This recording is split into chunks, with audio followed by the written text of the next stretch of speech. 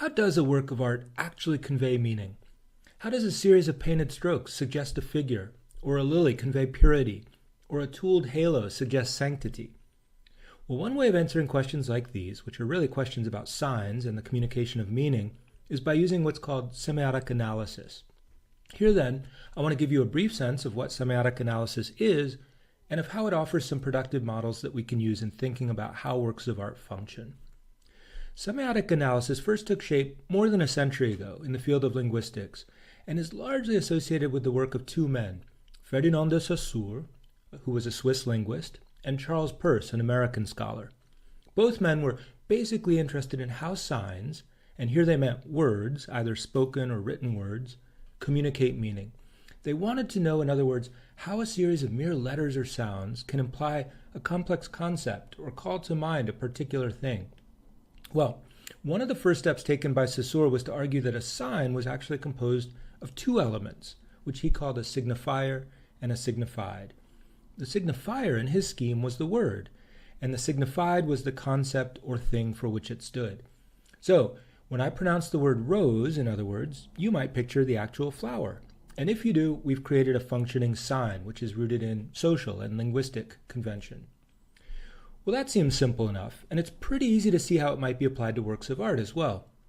Take this altarpiece, for example, which was made for the cathedral in Siena, Italy in the 1330s. Against a field of luminous gold leaf, we see a series of painted forms. These are the signifiers, and they represent, cumulatively, a complex signified, drawn in part from the Bible. At the center, the Archangel Gabriel kneels and announces to a surprised Virgin Mary that she will bear a child, while two locally important saints look on from the margins. The painted signifiers convey, then, a signified that is appropriate to the religious context in which the altarpiece functioned. Again, that may seem obvious, so let's push things further. Saussure also made the critical observation that, in language at least, the link between signifier and signified is entirely arbitrary, with very few exceptions, that is. The sound or the shape of a word bears no literal relationship to the concept for which it stands. There's nothing about the word dog, D-O-G, that is, that resembles an actual dog. It's merely an arbitrary sign. And it's a sign that works furthermore in relation to other signs. To a certain extent, signs are flexible, which is why in English we can pronounce dog as dog or dog, and still get our meaning across. But Saussure also observed that words work through contrasts with other words. Dog works as a signifier in part because it's different from frog or log. Meaning, in other words, is arbitrary, but it's also the result of a larger system of structural contrasts. Could this be said of pictures? Well, maybe, but with a few adjustments. Obviously, painted forms are not entirely arbitrary. It's important in an altarpiece like this that the figures actually look something like real figures, and that the vase of lilies at center actually resembles a vase of real flowers. But look at the gestures of the Archangel Gabriel and Virgin. There's nothing really inevitable about these, and the artist could presumably communicate Gabriel's grace or the Virgin's bashful sense of surprise in a variety of ways. The really important thing is that the gestures not be confused with different possible meanings. That is, the Virgin could presumably finger her mantle in various ways, all of which might effectively convey her emotional state here. But if she were represented with a balled fist, say, or an open palm facing Gabriel, the result would be quite different. So painted gestures may be culturally specific and tied to convention, but they're also largely arbitrary, and their meaning comes from contrast as much as from their form. But let's get back to the big picture. Another important distinction made by semioticians involves the difference between denotation and connotation. Denotation is pretty straightforward. It's the literal or generally obvious meaning of a sign. Connotation, by contrast, is subtler and involves associations or implied meanings. So a balloon that's printed with an image of a recognizable Disney character denotes that character. But a balloon in the shape of a Valentine relies centrally upon connotation, for while it doesn't look anything like a literal heart, it can nevertheless imply romance or fondness. In the 1950s and 60s, the French theorist Roland Barthes became quite interested in this distinction and thought at some length about how it might be used in the study of popular visual culture. For instance, he wrote an essay on this magazine cover. Match was, at the time, a popular news weekly with a wide circulation in France. which was at that point still an important colonial power. What, asked Barthes, does this image denote? Well, answering that's pretty straightforward. A black teenager, apparently, who wears a French paramilitary outfit and salutes while looking slightly upwards. To a French audience at the time, moreover, political realities suggested that the young man was likely a citizen of one of France's African colonies and was saluting a French flag. But what then is connoted here? Well, that, for Barthes, is where things get really interesting, and where an image like this does its major propagandistic work. For, according to Barthes, the implication was that this young man actually respected French power and authority, and that France is thus, by extension, a great colonial empire with loyal black citizens willing to fight on its behalf.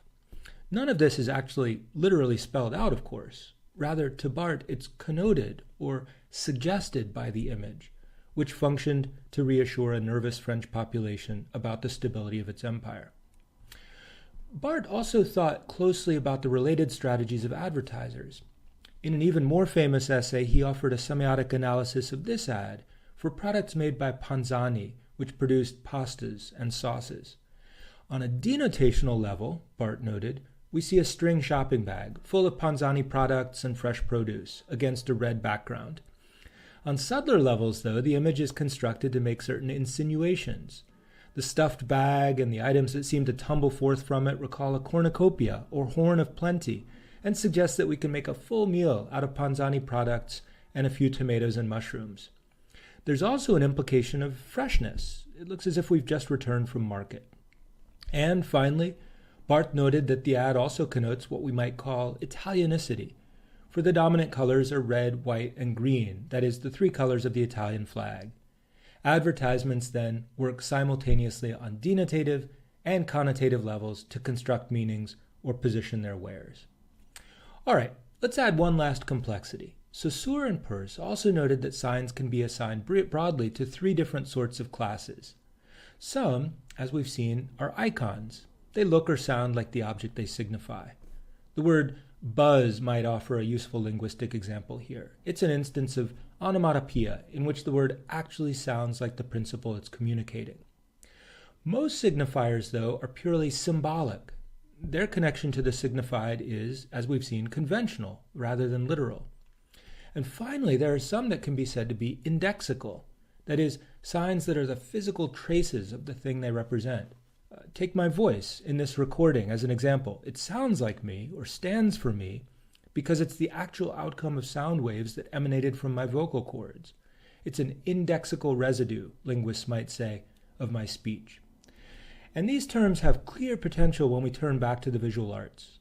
When we look at a painting by Jackson Pollock, for example, we're confronted with a mass of indexical signs, skeins and ribbons of paint that are the direct result of the motions of the brush or the can in Pollock's own hands.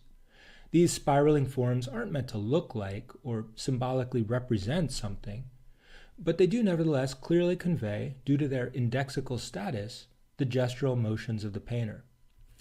By contrast, the terracotta warriors of Xi'an in China are clearly iconic in the sense that they were cast and modeled to resemble believable figures. They may not be specific portraits in the modern sense of the word, but their detailed representations of armor and physiognomy relies upon a basic likeness. And for an example of a more symbolic form of visual sign, we might turn to early Christian mosaics, such as this one from northeastern Italy. Sure, there are iconic elements here. The bishop at the base of the composition is meant to look like a bishop.